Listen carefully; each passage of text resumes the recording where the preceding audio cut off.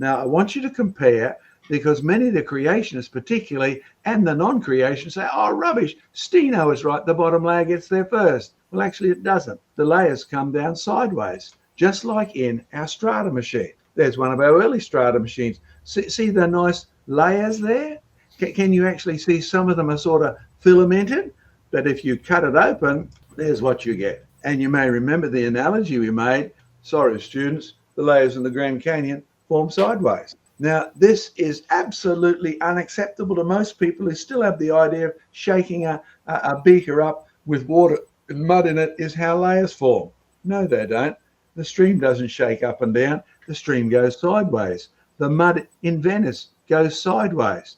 The stuff in the Grand Canyon does not represent millions of years of evolution or vast quantities of flood water settling out one on top of the other, because we're looking at not a vertical time, but a horizontal process. Now, keep that in mind, because we've done an awful lot more experiments with our strata machine, and this is just to get you up to date and to lead you to some of the other things I came across on the edge of the desert. There's our 2019 Mark 10 strata machine. Improved new driving forces. One of the results, now there's a still. Can you see the dip on the middle left side there?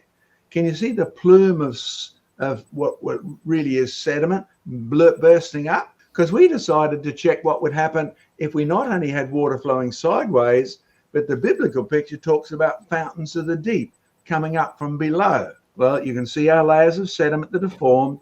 Now, as a result, you end up with some spectacular formations that actually copy what's out there in the real world. There's the big picture. Layers coming from right to left, but layers forming reverse in the middle.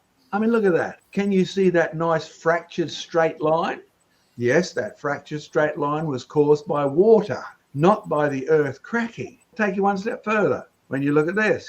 Now you can see straight lines there, you can see synclines, you can see anticlines, you can see fault grabens, etc. You don't need millions of years of earth movements. You don't even need the whole earth to move up and down to produce this.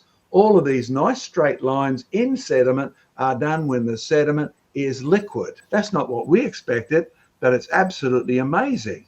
So what we're looking at here is not time, but process. Now, you don't need to take our word for it. You actually can go and do the experiments yourself.